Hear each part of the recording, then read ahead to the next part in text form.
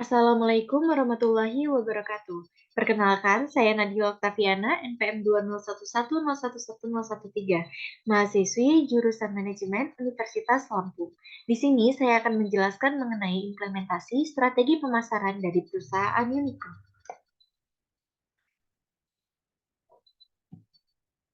Yang pertama, latar belakang perusahaan Uniqlo. Uniqlo merupakan perusahaan retail yang juga menawarkan produk fashion dan lifestyle dengan merek-merek yang berasal dari Jepang. Awalnya Uniqlo dibuka di Hiroshima, Jepang pada tahun 1984. Perusahaan ini adalah sebuah divisi dari perusahaan induk retail Jepang, Fast Retailing, dengan Tadashi Yanai sebagai pimpinannya. Uniqlo telah menjadi salah satu bisnis jaringan penjual pakaian retail terbesar di Asia. Uniqlo juga memusatkan pada strategi distribusi dan marketing yang kuat untuk mengenal karakter pembelinya. Hal ini membantu dalam menentukan jenis barang, harga, serta cara memasarkan produk di negara tersebut. Selain itu, Uniqlo banyak meluncurkan berbagai variasi yang berbeda sesuai selera dan kebutuhan konsumen yang berbeda. Contohnya, koleksi bermotif batik berdasarkan motif tradisional untuk daerah Indonesia. Lalu ada Heritage Ultra Warm untuk negara dengan cuaca yang dingin. Dan yang terakhir ada koleksi musim panas. Sementara merek-merek lain bersaing untuk mengikuti tren fashion terbaru lebih cepat dari sebelumnya, strategi Uniqlo selalu tentang berinvestasi dalam pengembangan produk. Uniqlo memanfaatkan teknologi dan material yang canggih, meskipun hal ini membutuhkan siklus pengulangan yang lama. Perusahaan melihat mereknya sebagai all-inclusive, dengan tujuan yang jelas, yaitu menciptakan pakaian baru dan inovatif yang dapat diakses oleh semua orang. Selanjutnya, saya akan menjelaskan mengenai analisis marketing mix dari perusahaan Uniqlo. Yang pertama, kita akan membahas mengenai produknya. Uniqlo merupakan perusahaan yang bergerak di bidang clothing line. Uniqlo memiliki kehadiran yang kuat di pasar pakaian casual berkualitas tinggi. Uniqlo memiliki portofolio produk yang luas dalam bauran pemasarannya dan melayani semua kelompok umur serta jenis kelamin. Semua produk yang diproduksi oleh Uniqlo memiliki tampilan yang modern, unik, dan tentunya trendy. Beberapa produk yang ditawarkan oleh Uniqlo antara lain yang pertama ada Men and Woman. Di antaranya terdapat outerwear, ultra light button collection, sweaters, fleece, casual shirt, blazer, dress, shirts, dan lainnya. Yang kedua ada Boys and Girls Collection. Mereka terdiri dari outerwear, sweatpants, sweatshirts, t-shirts, tops, graphic tees, dan lainnya. Dan yang terakhir ada Baby Collection, yang terdiri dari Toddler Collection consists of outerwear, t-shirts, tops, pants, innerwear, pajamas, dan lainnya. Selanjutnya, dari segi price atau harga. Uniqlo termasuk dalam produk kelas menengah dan rata-rata harga berkisar dari Rp250.000 hingga Rp700.000. Harga yang ditaruh oleh Uniqlo merupakan harga yang cukup kompetitif dibanding fast retailer lainnya. Selanjutnya, strategi penetapan harga utama dalam bauran pemasarannya adalah bersaing dengan pesaing dan membangun keberadaan yang kuat. Uniqlo juga menggunakan pembelanjaan via daring. Uniqlo menyediakan pengiriman gratis untuk semua pesanannya. Yang ketiga, dari segi place atau tempat. Uniqlo memiliki toko yang hampir ada di semua kota besar di dunia. Selain itu, Uniqlo juga menjual secara online melalui situs websitenya. Uniqlo saat ini mengoperasikan 1.920 toko di seluruh dunia, antaranya berada di Australia, Hong Kong, Indonesia, Jepang, France, dan Kanada. Yang terakhir, kita akan melihat dari segi promotion atau promosi. Uniqlo memiliki customer creation yang melakukan analisis pada data pembelian pelanggan yang membantu dalam mengukur preferensi pelanggan dan merancang sebuah konten promosi yang sesuai. Uniqlo juga memiliki strategi promosi iklan menggunakan selebriti seperti Charlize Theron dalam kampanye iklan lainnya. Mereka menyoroti wanita yang mengenakan pakaian Uniqlo dan kesehariannya. Uniqlo juga memberikan tagline dibuat untuk semua. Iklan ini menyoroti strategi mereka untuk menjadi merek global dan menarik pelanggan dari berbagai negara serta berbagai kelompok etnis. Selanjutnya, kita akan membahas mengenai analisis SWOT. Yang pertama ada strength dari perusahaan Uniqlo. Uniqlo memiliki kekuatan di berbagai bidang. Yang pertama, ada outsourcing. Uniqlo memiliki strategi operasional yang efektif dengan mengalihdayakan pekerja manufaktur dari Tiongkok dan negara-negara Asia lainnya. Hal ini memungkinkan perusahaan untuk memanfaatkan tenaga kerja murah dan mencapai efisiensi biaya. Yang kedua, ada merek global. Menurut perkiraan, Uniqlo memiliki sekitar lebih dari 2.252 toko di lebih dari 17 negara di seluruh dunia. Beberapa negara tersebut adalah Amerika Serikat, Inggris, Spanyol, Singapura, Korea Selatan, Malaysia, Indonesia, dan lainnya. Yang selanjutnya ada harga setelah diskon. Strategi operasional yang cerdas membantu Uniqlo mengurangi rantai pasokan dan biaya operasional lainnya. Efisiensi biaya memungkinkan perusahaan untuk memberikan diskon kepada pelanggan. Hal ini bermanfaat bagi pelanggan serta perusahaan. Yang keempat ada dari segi kepemimpinan. Tadashi Yanai adalah pemimpin visioner dan ketua perusahaan. Ketika dia mewarisi perusahaan dari ayahnya, Uniqlo terdiri dari 22 toko terjahit. Dia menjadikan perusahaan itu sebagai merek ikon pakaian dan melintasi batas banyak negara. Selanjutnya ada dari inovasi. Uniqlo telah membangun reputasi sebagai salah satu merek paling inovatif di dunia dalam industri pakaian dan pakaian menjadi. Baik itu pakaian olahraga, pakaian sehari-hari, kain yang diregangkan, air-resin, atau kain berteknologi panas yang mengubah kelembapan menjadi panas, fitur-fitur tersebut memungkinkan perusahaan untuk membedakan pakaiannya dari pakaian lainnya milik pesaing atau kompetitor. Yang terakhir ada dari nilai merek. Menurut perkiraan Forbes, nilai merek Uniqlo pada tahun 2020 adalah 9,2 miliar dolar. Merek pakaian ini menduduki peringkat ke-84 dari merek paling berharga di dunia pada tahun 2020. Dari segi kelemahannya, Uniqlo memiliki 3 masalah. Yang pertama ada masalah rantai pasokan. Tidak diragukan lagi, Uniqlo mengoperasikan bisnisnya dari banyak negara yang ada di dunia ini. Namun, merek pakaian tersebut menghadapi masalah rantai pasokan dalam memperluas bisnisnya di pasar global. Banyak merek pakaian lain yang mengalihkan bisnis mereka ke industri e-commerce, sementara Uniqlo sedikit lebih lambat dalam beradaptasi dengan tren terkini. Selanjutnya ada sensitivitas pakaian. Pakaian Uniqlo yang tahan cuaca dan berteknologi panas telah meraih kesuksesan luar biasa. Namun, pakaian sensitif ternyata gagal besar di pasar Amerika Serikat. Yang terakhir ada recall merek rendah. Meskipun Uniqlo merupakan pakaian multinasional, namun perusahaan tersebut memiliki nilai brand recall yang sangat rendah. Merek pakaian tersebut memiliki pangsa pasar yang rendah di pasar Amerika Serikat. Selanjutnya dari opportunities. Perusahaan Uniqlo memiliki 4 opportunities yang dapat dimanfaatkan oleh perusahaan Uniqlo itu sendiri. Yang pertama ada ekspansi global. Uniqlo adalah merek lama dan menjalankan bisnisnya hanya di 17 negara dan merupakan pasar yang lebih rendah untuk merek pakaian berpengalaman. Oleh karena itu, Uniqlo memperluas pasarnya lebih jauh di negara-negara Asia, Eropa, dan Amerika Latin. Pasar negara berkembang memiliki banyak peluang yang tersedia bagi perusahaan Uniqlo. Yang kedua ada acara olahraga. Kegiatan di luar ruangan akan dimulai lagi karena pandemi dan penguncian di seluruh dunia telah selesai.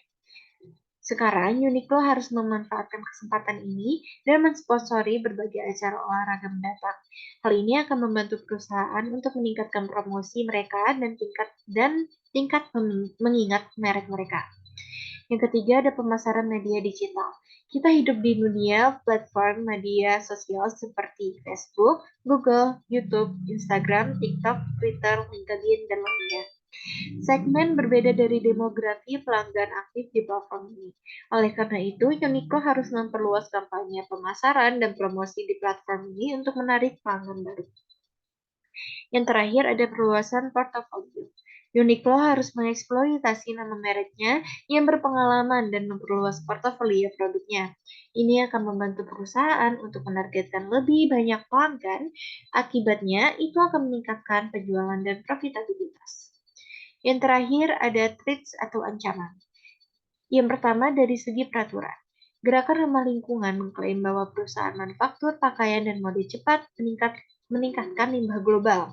Hal ini menyebabkan banyak pemerintah memperkenalkan undang-undang untuk merek pakaian seperti Uniqlo yang relevan dengan pengurangan limbah. Peraturan tersebut telah mempersulit perusahaan untuk beroperasi dan memperluas bisnisnya. Yang kedua ada perubahan merek. Saat pelanggan mengunjungi pusat perbelanjaan atau toko online manapun, mereka memiliki banyak pilihan untuk dipilih. Seringkali, tidak hanya perbedaan di antara desain pakaian dari berbagai merek, hal ini telah menurunkan loyalitas merek. Itu sebabnya pelanggan dengan mudah beralih ke merek lainnya. Yang terakhir ada kompetitor. Kompetitor merek lainnya dari Uniqlo seperti H&M, H&M, Zara, Gucci, Tesco, Walmart, dan lainnya adalah beberapa pesaing utama dari perusahaan Uniqlo. Mereka bersaing dengan merek pakaian dalam berbagai kategori. Kehadiran mereka di pasar global telah membatasi laju pertumbuhan dan ekspansi perusahaan. Sekarang, saya akan menjelaskan mengenai implementasi strategi pemasaran dari Uniqlo. Dan dapat dilihat bahwa ini adalah salah satu contoh pemakaian dari merek Uniqlo. Yang pertama, Uniqlo menggunakan produk sebagai platform pemasaran dan meningkatkan brand awareness. Pada tahun 2003, Uniqlo memperkenalkan ini pakaian penghasil panas andalannya yang kita semua kenal sebagai heat-tech. Cara kerja teknologi panas ini adalah bahwa seratnya menyerap kelembapan yang dipancarkan tubuh dan kain itu sendiri menghasilkan panas. Heat-tech merupakan produk pertama Uniqlo yang dirilis dari hasil kerjasama dengan perusahaan kimia Jepang, Toray Industries. Materi seharusnya dikembangkan dari awal dan lebih dari 10.000 prototipe dibuat untuk mendapatkan hasil yang diinginkan. Selama bertahun-tahun, perusahaan terus mengulangi lini heat-tech andalan mereka, merilis versi yang lebih hangat dari produk yang memungkinkan konsumen, mengubah musim dingin dan dari musim pakaian yang dingin dan berat menjadi musim pakaian yang hangat dan ringan.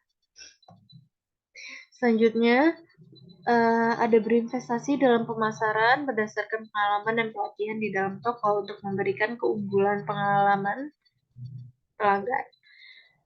Beberapa tahun yang lalu, Uniqlo meluncurkan kampanye Fast Moving Image pertama di dunia untuk lebih menyebarkan kesadaran akan rangkaian produk heat-tech.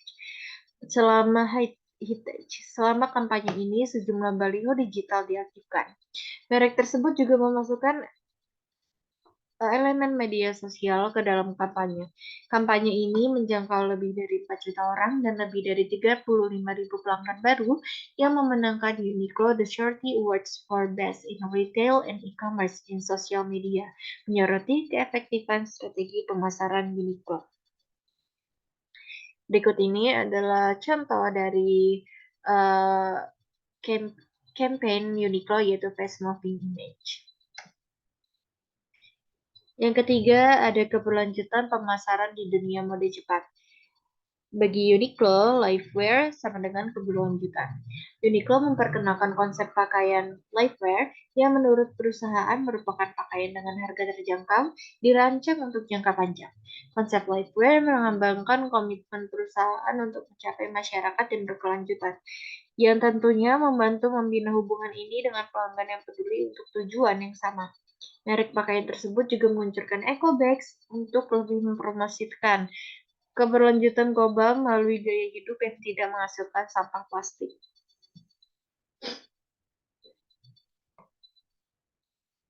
Selanjutnya, ada melihat e-commerce bukan hanya sebagai format baru untuk berbisnis, tetapi juga saluran pemasaran untuk meningkatkan penjualan di dalam toko. Sementara beberapa perusahaan mungkin melihat toko e-commerce sebagai persaingan dari toko fisik, Uniqlo memahami saat ini titik kontak pelanggan menjadi lebih beragam dari sebelumnya. Perilaku pelanggan terus berubah. Orang berharap semakin banyak untuk dapat membeli apa yang mereka inginkan, kapanpun mereka menginginkannya, dan Enya gak jelas merupakan jalan dari masalah tersebut. Uniqlo percaya untuk sukses, merek retail perlu belajar menjalankan e-commerce dan toko fisik secara sinergi. Selanjutnya ada kolaborasi dengan influencer teratas untuk membantu dan membawa merek Uniqlo ke level berikutnya. Strategi ekspansi yang agresif bukanlah rahasia di industri ini. Visi utamanya adalah agar perusahaan menjadi nomor satu di dunia. Dan salah satu cara Uniqlo berkembang selama bertahun-tahun adalah melalui kolaborasi mereka yang tak terhitung jumlahnya. Untuk saat ini, uh, berikut adalah duta global dari merek Uniqlo. Yang pertama ada Ayumu Hirano, yaitu snowboarder internasional Jepang.